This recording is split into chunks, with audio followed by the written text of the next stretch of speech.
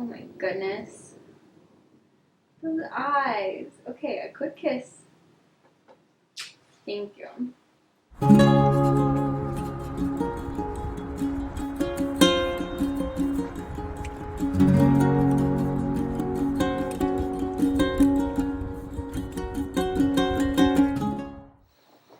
Hey folks, welcome. This is Gently Chaotic Knits, which is a mostly knitting video podcast. My name is Emily and I live in Seattle, Washington with my husband Nofus and our pup Norman, who was just here and has since left, and I'm not really sure what he's up to. Maybe just walking around a little bit. It seems like when I'm talking to the camera, he feels like something's going on, and it's not like he's unsettled, but it's like, what are you doing? Who are you talking to? But I'm really happy to be sitting down and chatting with you all today. It has been a couple weeks. Last week I was out of town, so the time I would normally record, I was in Oklahoma visiting family.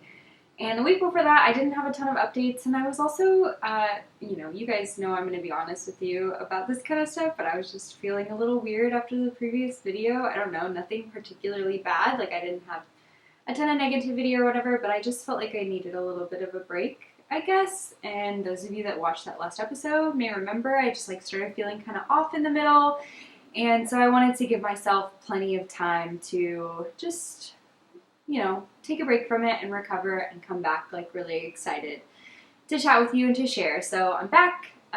Today is Monday, August 15th, I think, and it is just after lunchtime, and I have quite a bit to share. I have some stuff that I worked on that I don't even have with me anymore, a couple of things, so this may be a lot of me talking about things and less showing things. I've got some pictures and stuff I can share, but yeah, let's get right into it. I want to go right into the knitting stuff, and I will talk more at the end about kind of what we've been up to and what our lives have been like for the last couple weeks. So first up, I have okay, sorry, I didn't open my page up to the right page. So I was looking at the wrong things. I took some notes today, but I didn't take a ton of in-depth notes. So I'm going to be going a little bit off the cuff. There's a lot I want to talk about, a lot that I want to share, and yeah, hopefully I remember everything. But to start, I have a finished object. This is one of the things I do not have physically with me today. So I finished Ben's socks. I was working on a pair of socks for my brother, and I've been talking about these for a while. I think I started them a couple months ago, and I had finished the first sock and I showed it here, and then I finished the second, I finished the second sock just in time to take it to Oklahoma and give it to my brother. So I don't think I took a picture after finishing that sock. I definitely did not take a picture after blocking them, and I don't have a picture of them on anyone's feet. So I may try to text my brother after this and see if he can take a picture, and if he can, I will try to put it up here. But if not, you can definitely go back and watch former episodes, and you can see the yarn, and you can see the first sock that I finished if you're interested. But I used an Advent full skein from my Grenouille Advent 2021 Grenouille Advent. The colorway was Wolfsbane. It's just a beautiful gray, brown, blue. There are even bits of purple in there as well.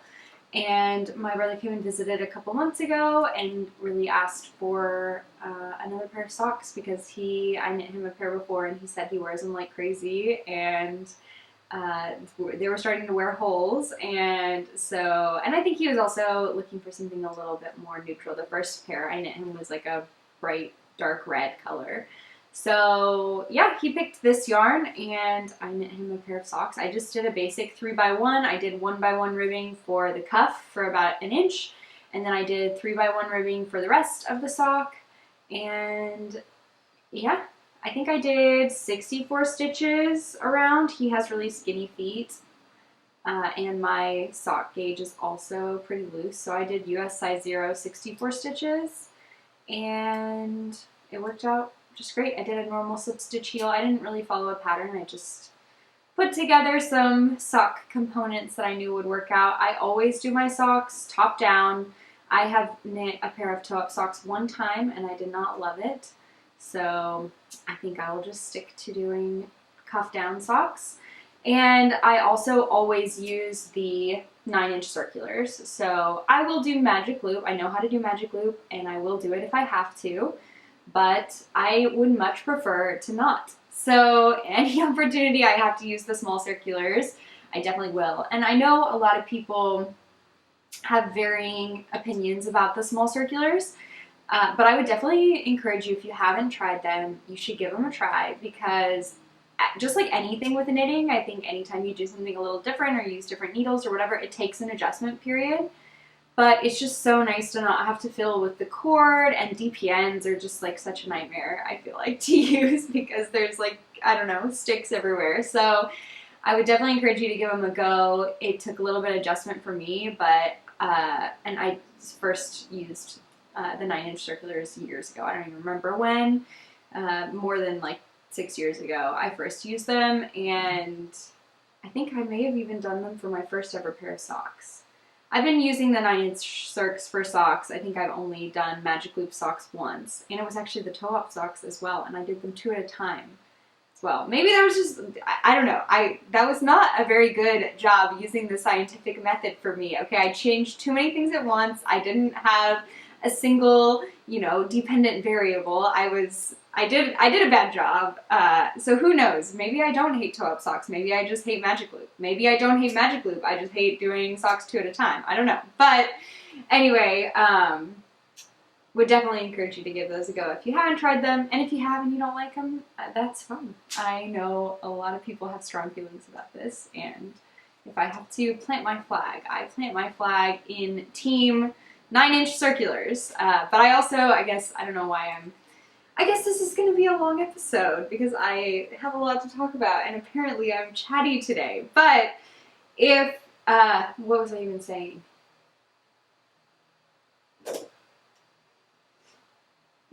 What was I talking about? Oh, I also use the small circulars for sleeves as well. So I have the Chowgu small circular sets. They come in 2 sets. One for small needle sizes, so I think it's like 0 through 3, and then they also come in a 4 through 8. This is US sizes. Needle size set, and they have the short tips and small cables, so it's like, yeah, just like little mini tip interchangeable sets, and I will always use those for sleeves rather than doing magic loop. So that is my preferred way. That's how I did these socks. That's how I will probably do all my socks forever. I guess never say never. I could do something else at some point, but that is my preferred way. Norman has come back. Would you like to say hello, or are you just going to look at me? We all know exactly what's going to happen. I'm going to welcome you up here. You're going to look at the camera and lick your face a little bit, and then you're going to jump down. Yeah? Is that what's going to happen? Oh my goodness. Okay, here's Norm. Yep, there's the licking. And he jumped down. we knew exactly what was going to happen. Are you going to come back? Come here. Okay. It's probably not, you know, great podcast content, just watching me talk to my dog who's off screen. That's really, I know that's the content that you all came for. So that's my only finished object, which I don't know where I'm pointing. I don't have it here with me, but I did finish those and got them all washed and blocked and everything before heading to Oklahoma, so I was able to give those to my brother, so that was good. And then I feel like everything else I've been working on is new, so I didn't have much on my needles other than those socks, I think. But I don't even remember. What did I even talk about last episode? I guess I finished a couple things. I don't know. But I have some new stuff. Oh, Norman, come here. Come on. I'm not going to beg you. Okay. No, come here. Okay. He's back. Are you going to just sit here and look out the window?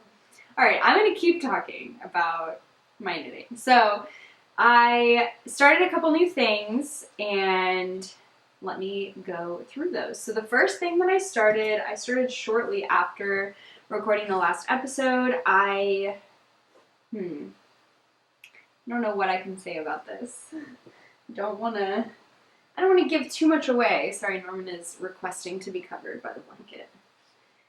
Okay. Basically, I am working on a new, well, I swatched for a new design, a new kind of secret surprise design that you can stay tuned for later this year. And when I was working on that, it just like gave me the itch to work on, I will say, 2-color brioche. So there's a little bit of a sneak peek, a little surprise, I guess, if you will. But I really had the itch to work on 2-color brioche, and I had gotten this Spincycle yarn. I've actually never worked with Spincycle before, but I got this Spincycle yarn a while ago. I don't even remember where. I think it was when I went on the Puget Sound local yarn store tour. I believe I got this from Northwest Yarns. So this was a while ago. But they had a couple colors that I really loved together. So these are the colors. This one is called Summer Love, and this one I believe is called Leith, or Leith, L-E-I-T-H. And I just really love them together. There's like dark blue in this one that matches this one really well, and so I got these. This is Dyed in the Wool, which is Spincycle's sport weight base. It's their slow color transition sport weight base. And I cast on the Harlow hat by Andrea Mowry because I thought it would just be like a fun, quick little knit. And of course I did cast this on a while ago, and then I promptly have abandoned it and have been working on other stuff. But I decided to do the dark blue as the main color. And of course I think this hat will be pretty reversible, so I can wear it either way. But I wanted to do the dark blue on the outside so that the color is just kind of like peeking through there. But I can show you this side as well so you guys can see what it looks like. But I started with like a dark teal-y blue yellow section, and then it has gotten lighter and it's gone into like a light creamy white kind of from there. This is what it looks like from the main color side. I don't know if you guys can see that super well. But yeah, so that's what it looks like. Sorry, that was like an intense close-up on my fingers, on my hands. So if that was weird, I'm sorry. But yeah, it's just super easy. I cast on the second size. I'm a little concerned it's going to be too big. I used the measurements from the pattern, but I also didn't swatch because it's a hat. And because it's 2-color brioche, it's really stretchy, like squishy, and so I was like, it'll be fine. And I think Andrea Mowry even says in the pattern instructions, she's like, I don't think she would ever encourage you not to swatch. She was like, this is really stretchy, so like gauge is not super important here. Well, I don't know. I'm worried it's going to be too big, but that's probably my fault because my head is really small. So, I don't know. This may be going to live with someone else, but I just wanted to knit some 2-color brioche, and this was 2-color brioche. And so I knit it. But I may not finish this for a while because I have some really intense knitting deadlines. And y'all who have watched the podcast for a while know that I am queen of self-imposed knitting deadlines. However, now that I'm designing and collaborating with other makers and going to Rhinebeck this year, I have actual knitting deadlines, like not just self-imposed. I mean, some of it is self-imposed, like all the design stuff, like I set my own deadlines for it and, whatever. But a lot of it is like, I actually have to finish this thing by this date, and this is not just like a me thing. This is like the way that it works. So I've got some deadlines. I've got some stuff to get through, and we can go through that as well. But basically, I have some design samples and projects that I need to get done, and I have some Rhinebeck related projects that I need to get done. And I think all of those are kind of happening at the same time, and it's resulting in me having a little bit of a knitting crunch. But I think we're gonna make it. I'm on track. Everything's gonna be fine.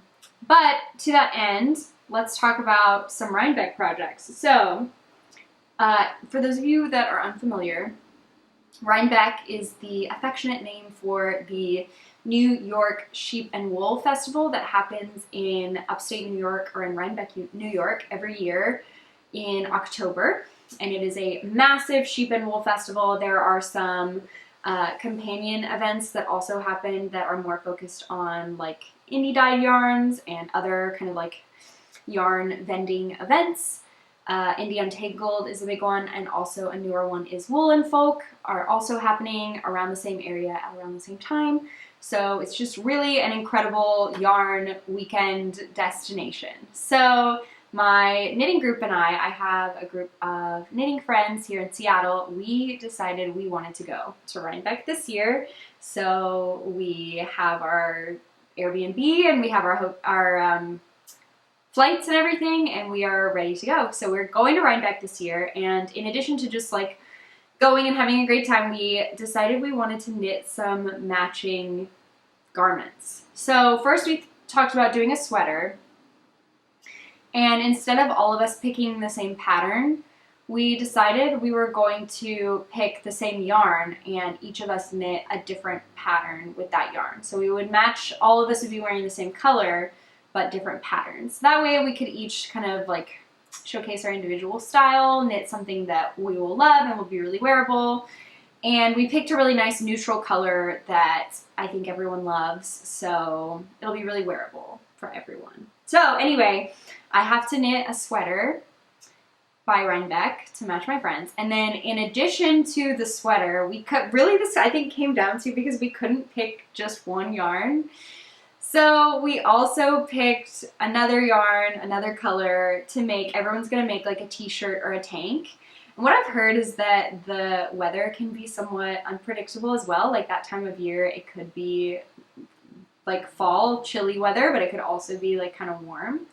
So we thought it would be best to be prepared with like a lightweight layer as well.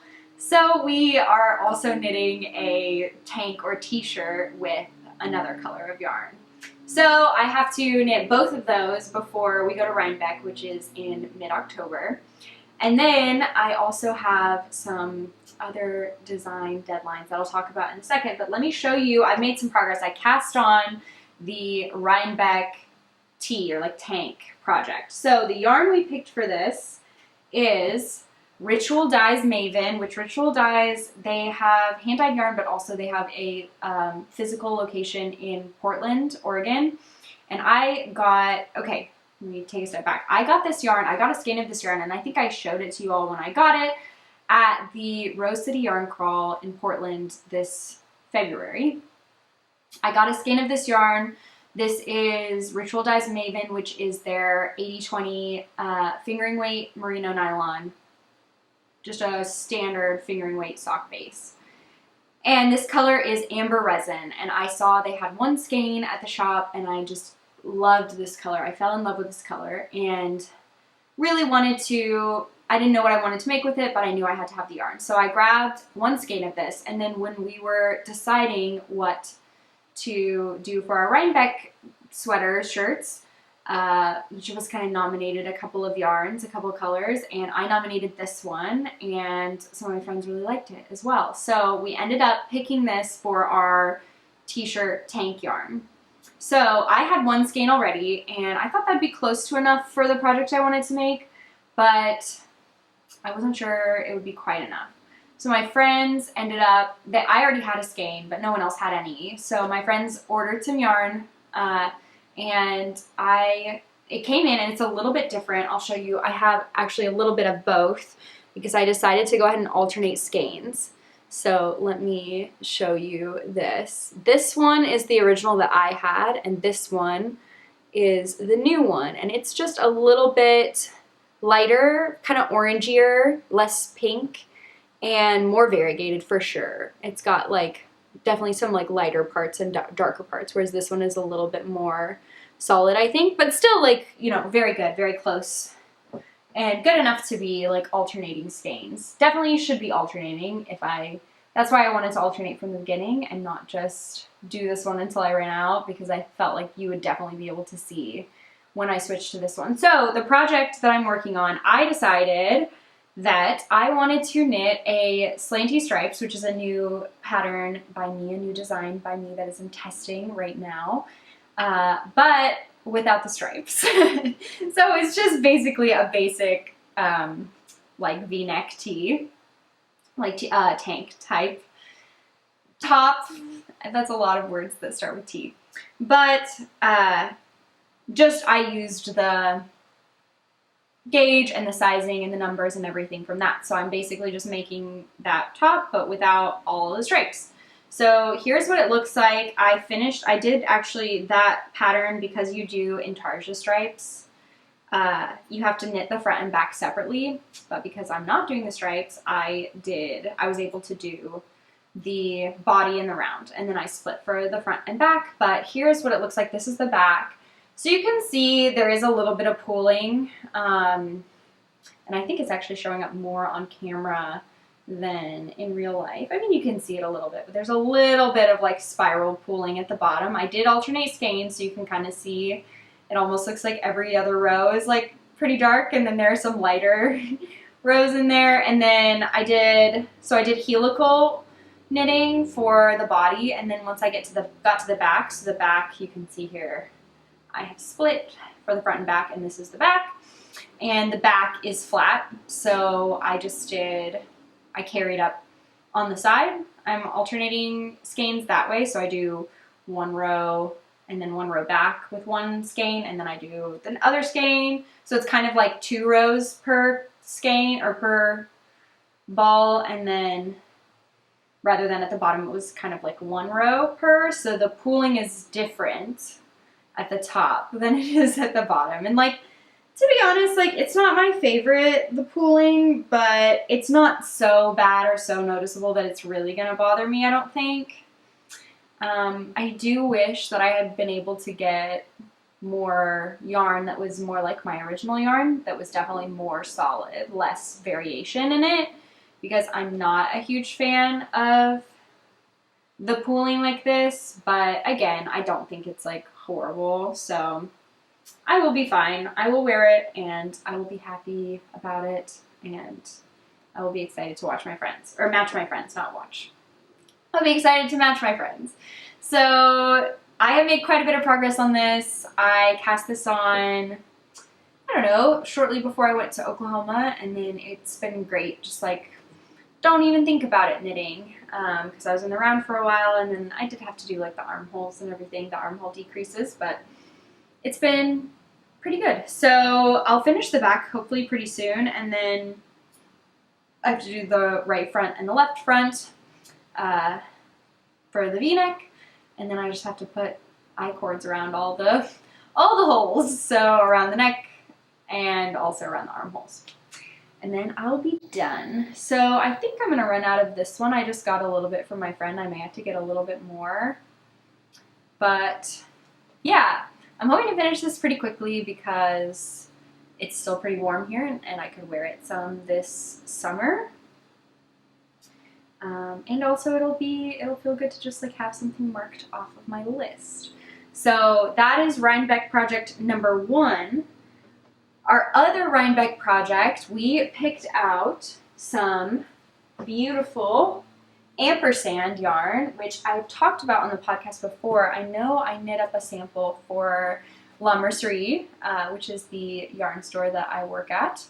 I knit up a hat sample using ampersand, but if you're unfamiliar, this is a lovely yarn. This is the in-house yarn for La Mercerie, and it is a 100% Corriedale wool. It comes in both a DK and a fingering weight, and it's really unique and cool the way that the yarn is dyed. There are multiple natural bases that utilize different amounts of gray wool and like natural kind of like white creamy wool to make different colors of gray.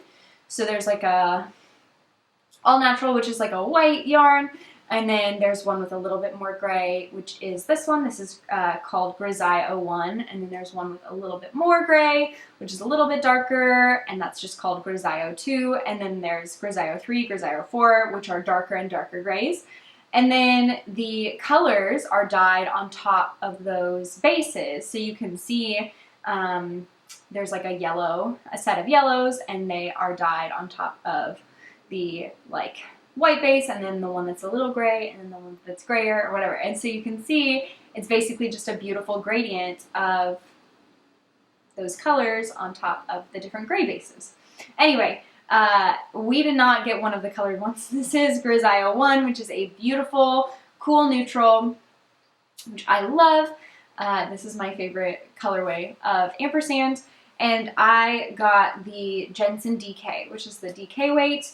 My plan, I have not started yet. I do have my first skein all nice and wound up. You guys can see it a little better here. This is what it looks like. It's a beautiful Corriedale wool, and it's, you know, I think with any sheep breed other than merino, people get a little bit nervous that it's going to be really scratchy and like rustic feeling and not super soft. But when I first felt ampersand, I was so pleasantly surprised by how it feels, and yeah, it's amazing to work with. It does have, it's a non-superwash wool, so it does have that kind of grittiness, like it's, you know, it's a woolen spun yarn, but it's also really soft. I don't know, I really like it. I think it's a beautiful wool, and I would definitely recommend you trying it if you haven't tried it yet. So ampersand, this is what the label looks like. Ampersand fibers, and yeah, my plan is to make the Wayne by Sari Nordland, which is a all-over cabled pullover sweater. It's one of Sari Nordland's earlier designs, I believe, and I have checked on the size range. The size range is definitely not as wide as her newer patterns, so I know that that's been a conversation that a lot of folks have had with her, and it's great to see that she's expanded her size range in her more recent patterns. But I just love the cabling and everything for the Wayne pullover. So that is my plan, is to make the Wayne.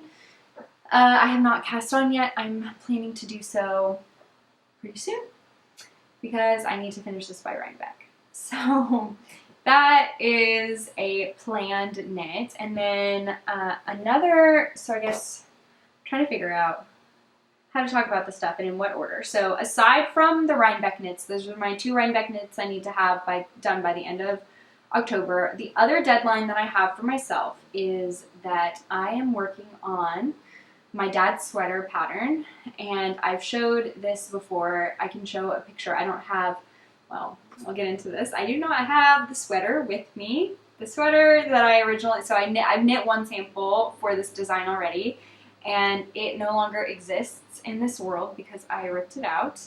But I have pictures of me wearing it, so I can put a picture up here of what it looks like.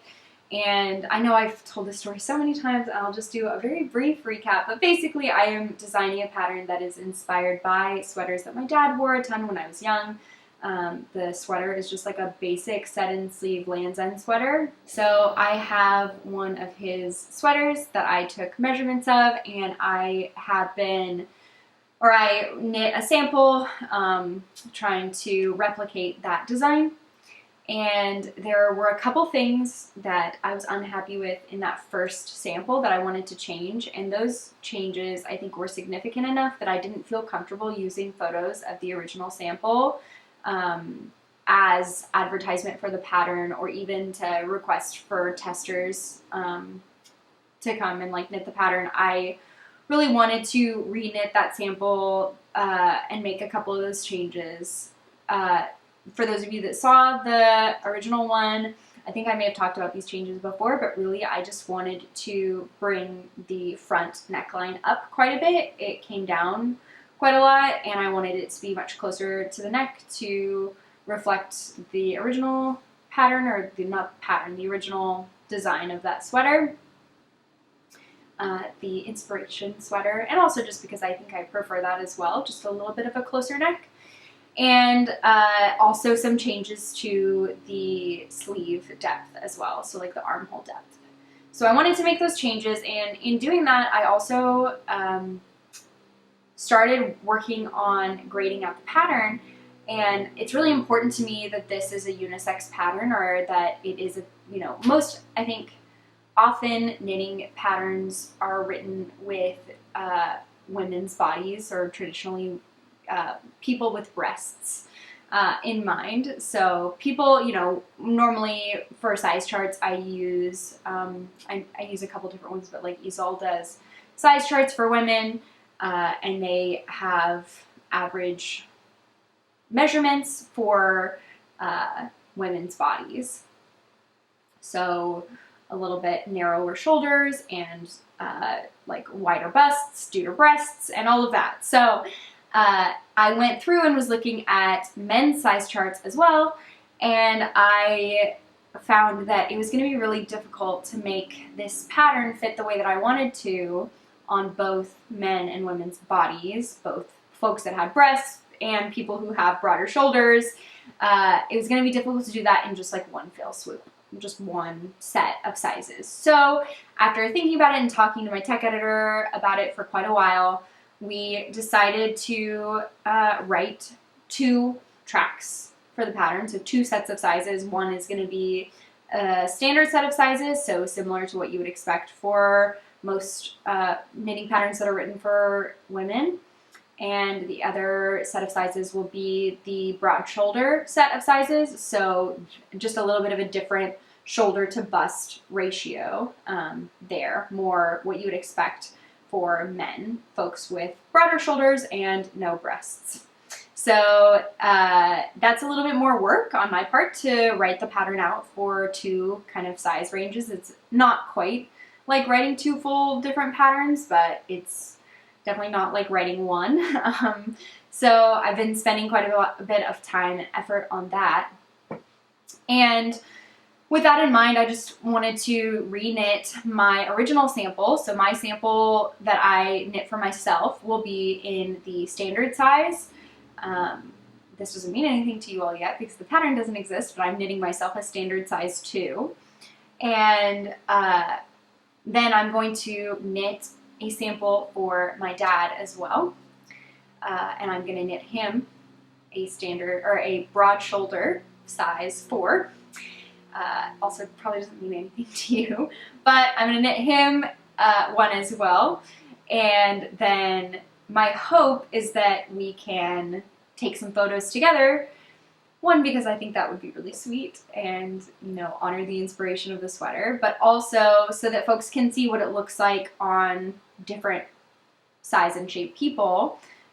So especially since I'm writing 2 kind of size ranges for it. So I wanted to make sure that my pattern photos represent the 2 sizes, or 2 size ranges that I'm working or writing for the pattern, and also just I thought it would be sweet. So I am going to see my dad in St. Louis at the end of September. We are going to some baseball games together. So my family is getting together in St. Louis, and we are going to the last Cardinals home games of the year, which I am very excited about. I think it's going to be a great time, but I would love to have his sweater and my sweater finished by that time so that we can take photos together and I can use those for the pattern and everything.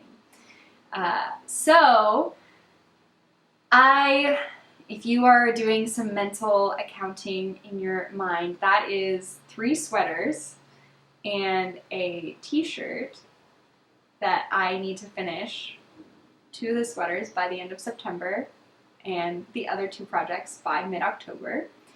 And there's another project, a secret project that I can't share as much about right now, that I also need to knit during that time. And it's a pretty large project as well. So that's a lot to finish. And I generally knit at about a pace of 1 sweater per month. So this would be faster than that. And one of the sweaters is larger than I normally knit because it's for my dad. And he is a bigger person than me. So I tried to figure out if I thought this was possible and if I could do all of this. And there were times that I convinced myself that I definitely could do it. But I don't think if I tried to finish all of this in time, I was going to leave myself with basically any wiggle room. Like if anything happened, if I needed to redo something, or if I had to rip something out, or if my knitting mojo was low for some period of time, or, you know, anything that happened that could come along, something else comes up that I have to knit right away. I was not going to be able to have anything come up if I was going to make these deadlines and knit everything on my own. So luckily, I'm so fortunate. I feel so lucky to have such an incredible friend and tech editor. Sylvan has offered to finish knitting my sample for my dad's sweater for me so that I can focus on knitting some of these other things. So I knit the top part so that I could ensure that the shaping and the neckline and the armholes and everything was exactly the way I wanted it to be. And once I was happy with that, I did the front to the to where the underarm join is, and I did the back. So I joined under the arm, and then I knit the collar as well. And then I gave it to her, and she's gonna match my gauge and finish the sweater, which I'm so grateful for. So I don't have that with me. I actually gave it to her yesterday, but I have like a really bad picture of myself trying it on. I can maybe put up here if it's not horrible. But I did give it to her, and she's gonna finish it. So next up for me, in addition to the Rhinebeck projects that I already showed you, is to cast on my dad's sweater. Not my grandpa's sweater. My dad's sweater. You guys know what I'm saying.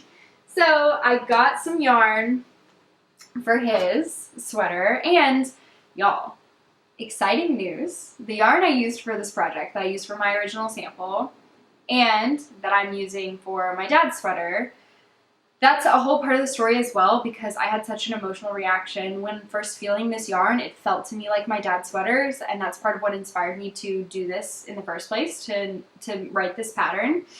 The yarn is Corrie worsted from Aimee, and the most incredible thing is that La Mercerie is going to be carrying this yarn. And we got our shipment in, and the colors are beautiful, and I was lucky enough to get some of this yarn from La Mercerie, which again is the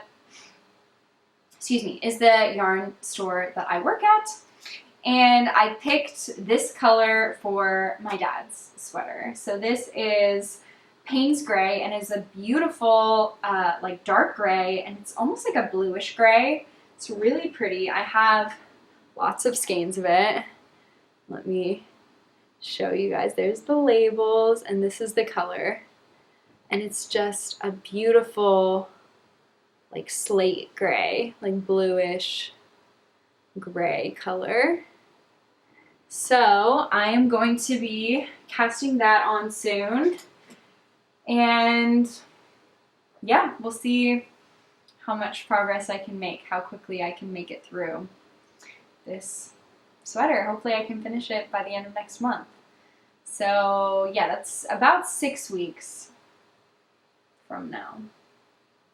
Just over 6 weeks I have to knit this sweater, which is like, I think, doable.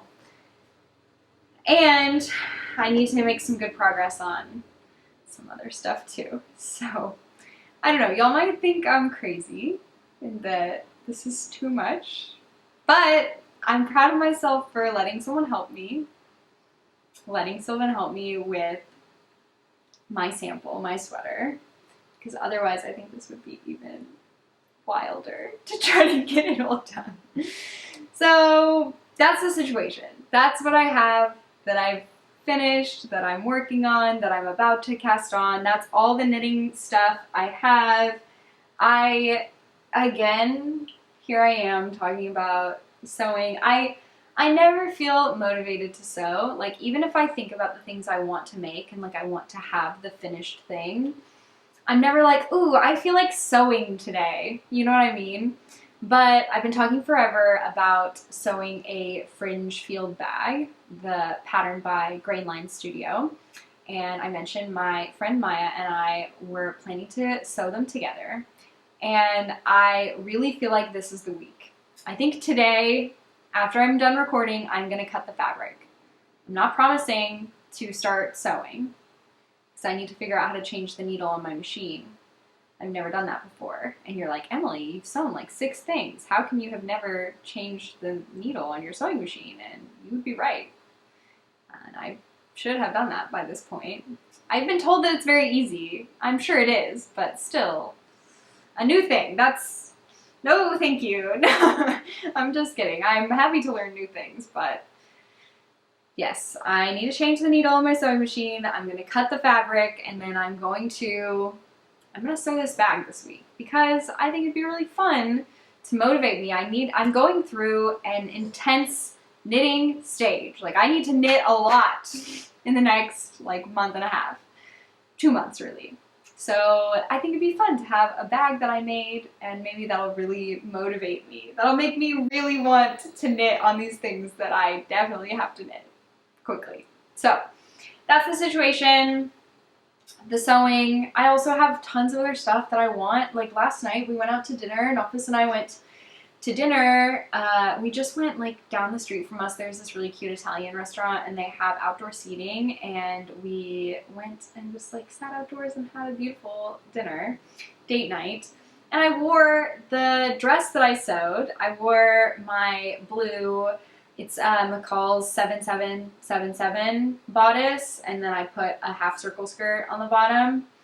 And I wore that, and I was just like, oh, I love this! Like, I love wearing things that I made, and I love this dress specifically. Like, it's just beautiful, and I just was like, man, I should sew more things. Like, I love them. And then today, I went on a quilting fabric kick. So, okay, let me talk about this stuff a little bit. I don't have any yarn acquisitions other than the ones I already shared with you, so like the ampersand for the Rhinebeck sweater and the Corrie worsted for my dad's sweater. So these are my only yarn acquisitions over the last couple weeks. But I do have some other acquisitions, not things I purchased, but I went back home to Oklahoma, and I got to see my grandparents as well when I was there. And I got some fun quilting supplies from my grandma, and I had actually gotten a lap quilting book from my other grandma as well. I have lots of crafty grandmas, well, I guess 2 of them, and they both sew, and they gave me some of their like quilting books. So I got these lap quilting books. These I think I'd gotten before this trip. I'd gotten this one, I believe, from my Grammy, and this one from my grandma, and then my grandma also gave me this one, which I just loved the way that it looked. I thought it was really cute, the outside, and there's some like pattern pieces in here for quilting you can use. It's from a long time ago, so I thought that was really cute. But then also, okay, another thing I got, this is a pattern, or it's like a blueprint for a quilting frame. And it's from 1977, and I think it's just beautiful. There's all this information about it on the back. But yeah, it's like a blueprint for a quilting frame. And I asked my grandma if I could have it because I think it's beautiful, and I have these like dreams of having a crafting room at some point in my life. I think would just be really fun.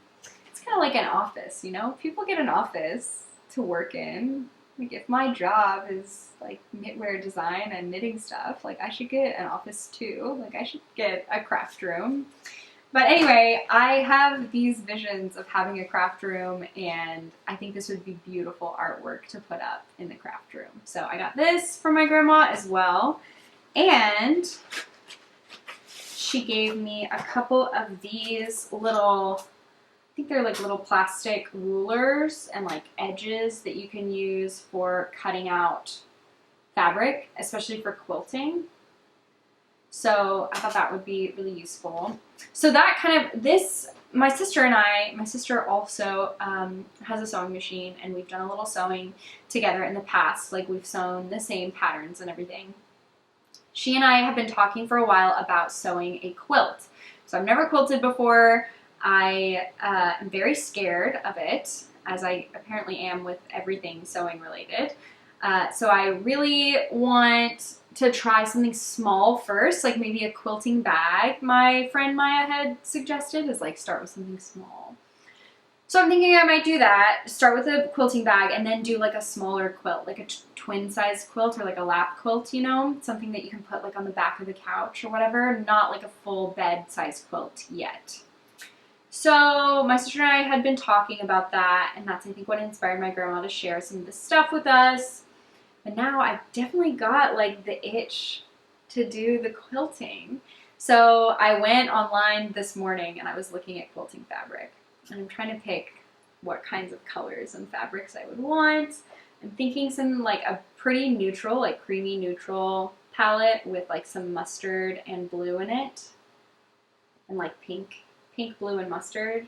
Is anyone surprised that those are the colors that I picked for my quilting? I'm not sure, but yeah, I'm thinking about that.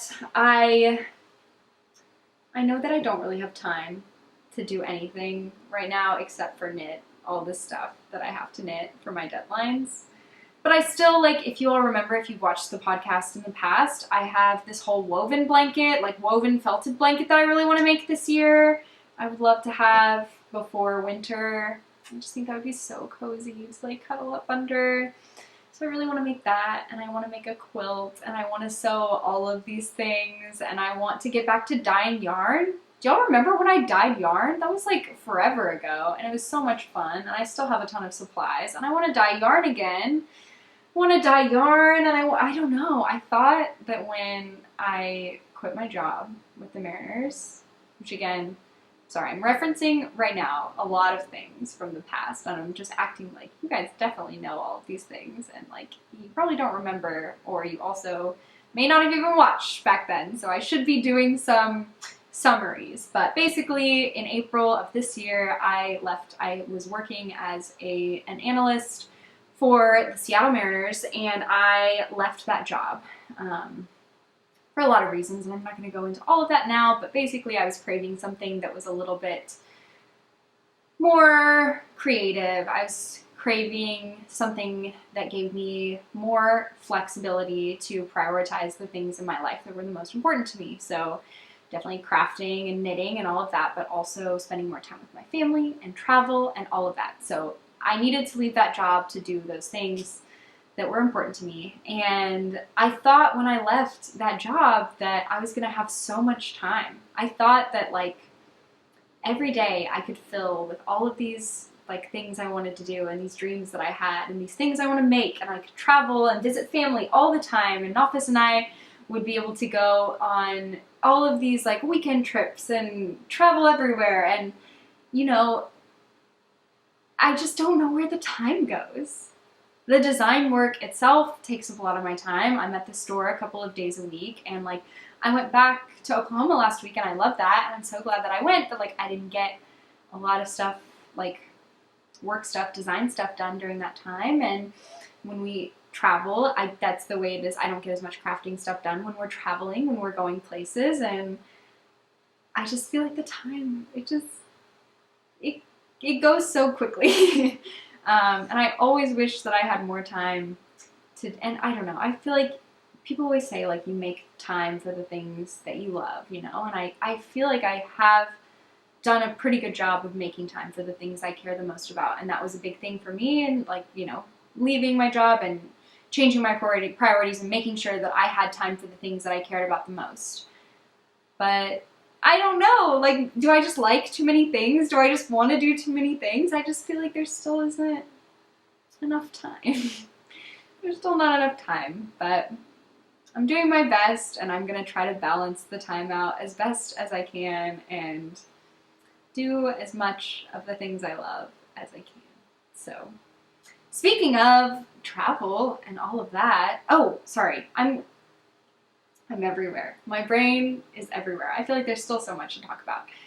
On the topic of quilting and sewing, another thing that I got from my grandma was this tie-on pocket, which I had never heard of before. My grandma knew a ton about. I think she read a book on it that she showed me. But it's actually, these originally, this one, not this one specifically, but tie-on pockets in general are from the 17th century. And women, I guess it started in the UK, women wore them because their dresses didn't have pockets, and men's pants and coats and everything had pockets, so they were able to carry all of their things, and women had no way to carry their items. And because the way that my grandma described it as well is just that because they couldn't carry their items, they were really held back in society. They weren't able to carry, like, keys, or I don't know at that time, money, those kinds of, like, they couldn't be as involved in society, in the world, because they couldn't carry anything with them. So these tie-on pockets became popular, and you wear it, it's gonna be awkward, I'm gonna kind of squat up here, but you put it, they would wear them on their hips like this, and kind of turn like that, and then it has like a little slit here, and you can put your things in it, and then just like tie it around your waist. So my grandma made a ton of these actually because my mom, so her daughter, is an elementary school librarian, and they are going to do some sort of exercise or like a fun kind of activity relating to these tie-on pockets where they pick a couple of items that are special to them and put them in the pocket, and then it's like a guess whose pocket is whose kind of thing, which is very fun. But my grandma sewed a ton of these pockets for my mom's school so that she could do this activity, and also is putting together like a little pamphlet, one-pager about the history of the tie-on pockets so that the kids can learn about that as well, which I think is just so cute. But she let me take one, and I'll put a picture up here. I actually used it on a walk with Norman. I had to put his little poop bags and my keys and my phone in, and I was wearing leggings, honestly, that don't have pockets. So I just tied on my little pocket. I think of it kind of like a fanny pack, although I probably wouldn't wear it right in the front because it would look like a loincloth. But yes, I think of it as just like a little fanny pack, kind of like a little pocket. And I thought it would be really perfect also for a knitting project. It could be really, especially a small one, like a sock project. I know a lot of people walk while they knit. I know this is a big thing Andrea Mowry does as well. She always talks about going on walks and knitting while she's walking. And I have not gotten super into that, but maybe the tie-on pocket is the gateway for me. And I'll just put a little sock project and I'll walk. Speaking of, I guess I don't really have time. Okay, sorry about that. Very predictably, my camera died because I've been talking for an eternity. But what I was going to say is, speaking of a little tie-on pocket and a sock project, I really want to cast on a new pair of socks because I do not have an easy, small project, and I really want to use this yarn. This is Ovis Etc. And this is Aimee, the fingering weight base, and I knit my moonset tee out of this yarn, not this color, but this base. And it's a fingering weight wool, ramie, and silk blend. Ramie is a plant fiber. And I think it would be perfect for socks, but the colorway is called Confetti Pine and Pink, and it's just so cool. It's a green base with these little pink specks, kind of like little pops of pink.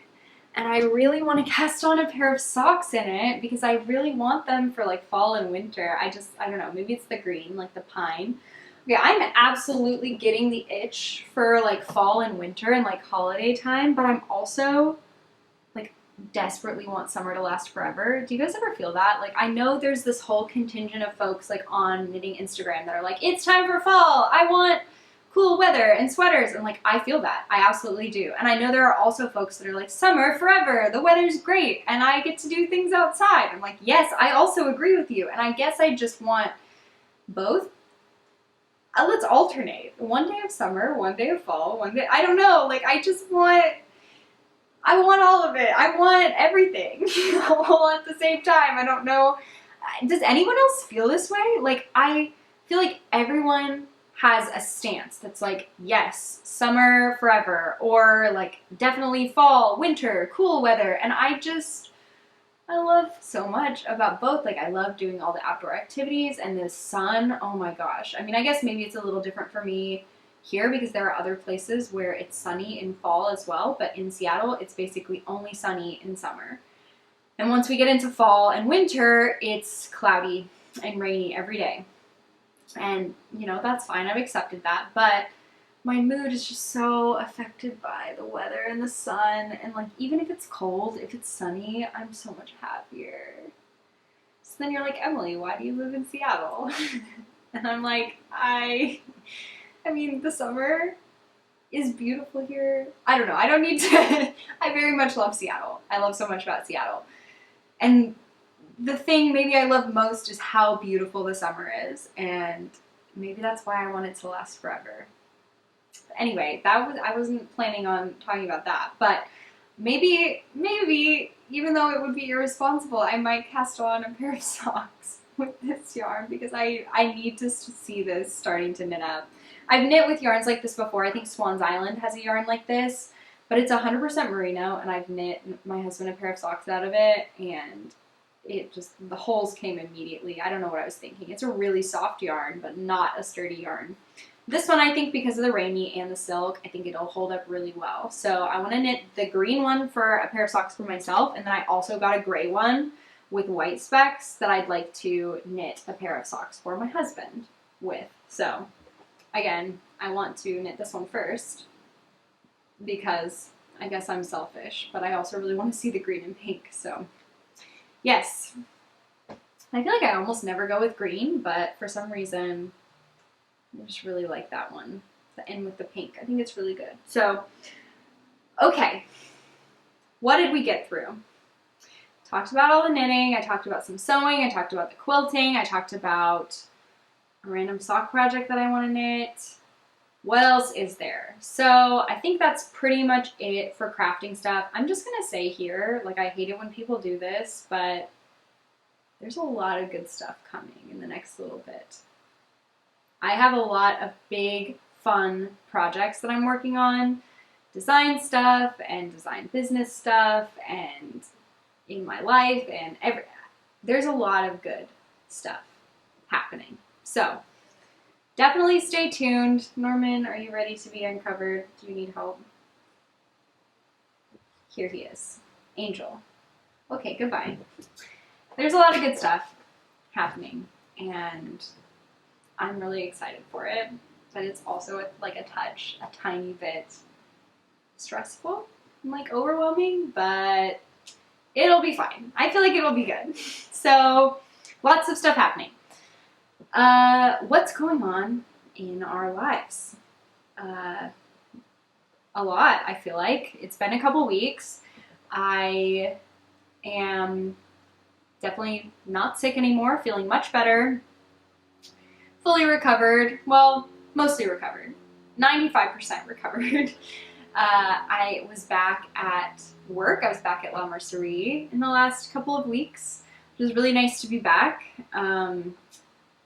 And some big news is that La Mercerie is moving.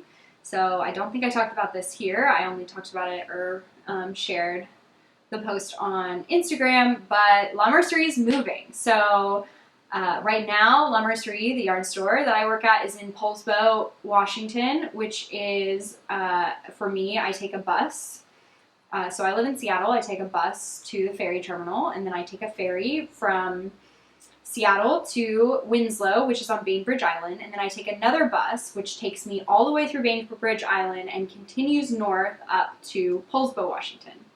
So this shop is moving to Winslow, so on Bainbridge Island, which for me, I'm taking this from a very personal perspective here, means I won't have to take that last bus. I will be able to walk straight from the ferry terminal to the shop in Winslow.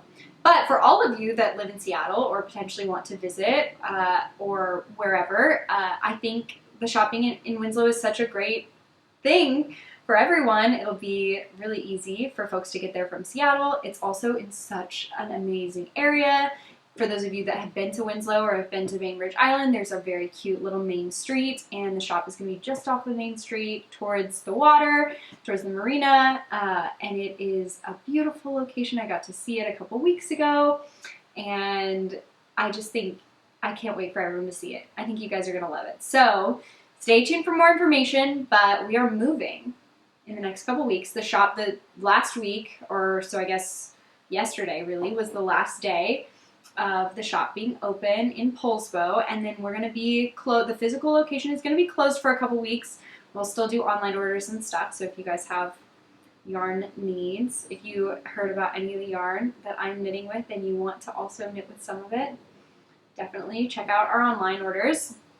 We'll still be shipping, but physical location, we are taking a break for a couple weeks and we're moving. So next week, or I guess today's Monday, so on Wednesday, in a couple days, I'm going to go and help pack everything up, and we're going to move to the new location, and then we're going to work on getting stuff ready for everyone, and the shop will be open for opening day on opening day. Why? That's like a baseball term that I'm saying.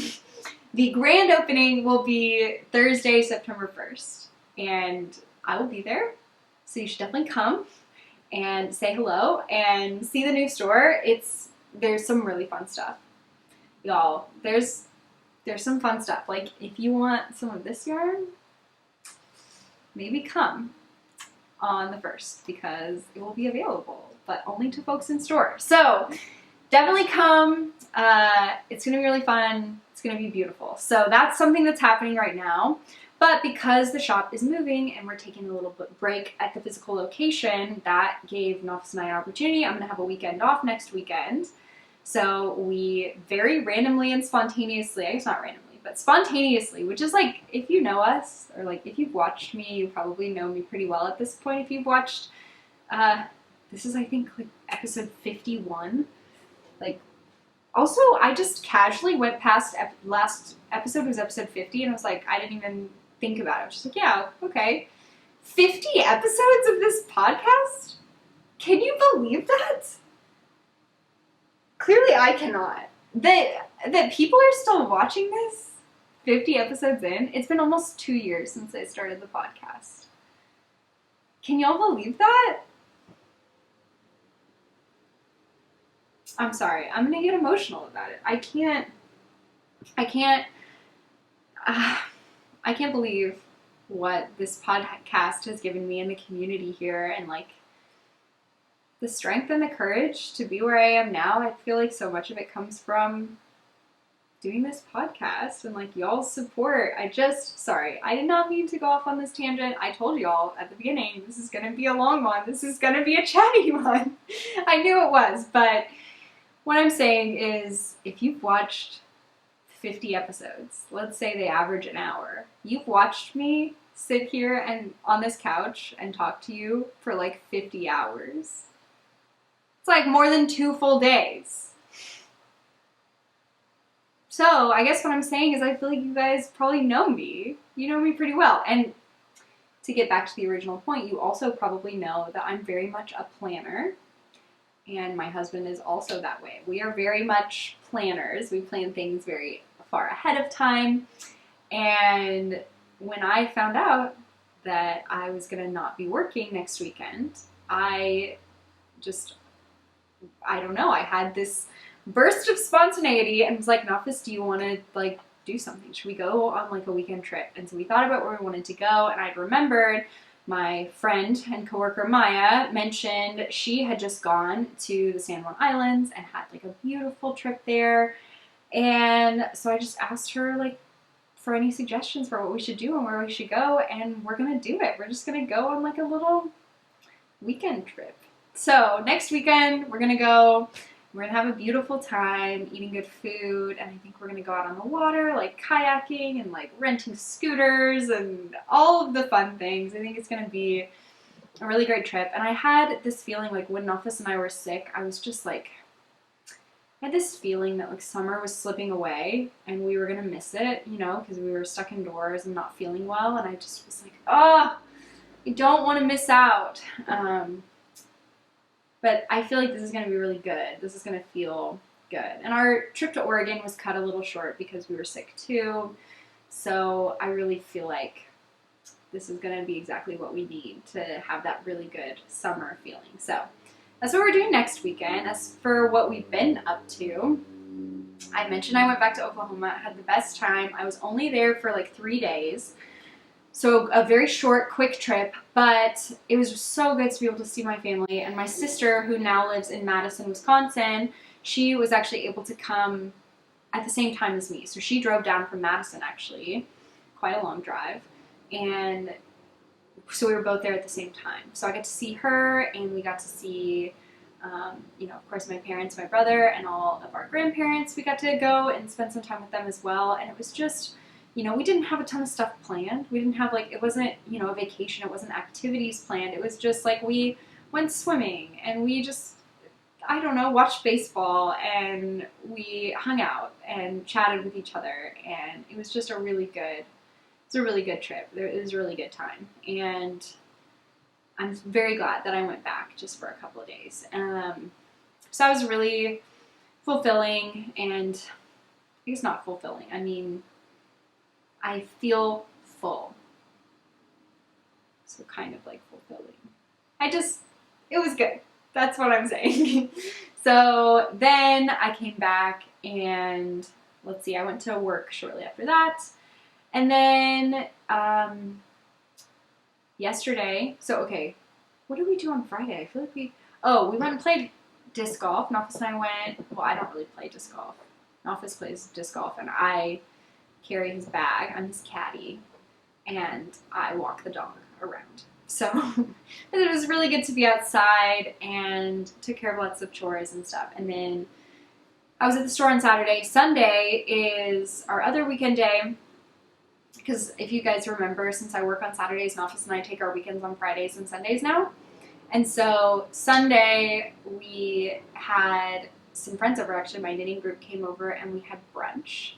And Nofus and I made brunch for everyone. We did like a biscuit bar, so I made biscuits. And those of you that have been watching, you know that, like, I don't know, biscuits are my thing now. I love biscuits. I have a really good biscuit recipe that I've actually, like, one of the few recipes that I've modified the recipe. Y'all, like, this is, I'm going rogue on the biscuits, and it's working. Like, I feel like I've done a good thing with the biscuits. So I made biscuits. I made breakfast potatoes. Nofus made gravy and sausage and eggs, and we had fresh fruit, and we had juice, and we had tea, and we had jam and everything, and we had just a lovely brunch. It was really nice outside, so we sat outside and had brunch. And then, yeah, we came in and did some knitting and chatting and working on secret projects that you all will know more about in the future. Some fun future stuff that I can't quite share about yet, but it was really good Sunday morning. And then Sunday evening we went to dinner. So yeah, I mean, I'm sure there's stuff that happened the week before that that I'm not remembering. Did we make brunch? I know there are some of y'all that are here like just for the brunch content, so I'm trying to remember if we made brunch the previous weekend. We went to a baseball game, I'm pretty sure, that previous weekend. We went to a Mariners game. It was only our third of the year. We've been going to a lot less this year, but that's something that's going to change too now that the weather's really nice and we're feeling good. We are going to be back at the baseball stadium for sure. So, yeah, I'm trying to think if there's anything else. Oh, we did make brunch. I'm pretty sure we made pancakes. We just made normal pancakes and like eggs and what else did we eat? It was pancakes and something. Because I remember I used a different pancake recipe on accident and they were really fluffy. They were like cakes. I don't remember. It was like pancakes and fruit. I don't know. Just a normal brunch. That was the week before. Yeah, I feel like that's pretty much it. I've already talked for what seems like an eternity. My mouth is very dry. And that's probably all y'all want to hear from me. I've already said enough. So, yeah. Thanks for tuning in. Thank you for listening for 50 plus episodes if you have. I can't believe it. And there's a lot of knitting to do. There's a lot of fun stuff coming up, but I'm feeling good about it. A little stressed, but mostly good. So yeah, I hope you do lots of knitting and watch lots of baseball and have a great week. Bye.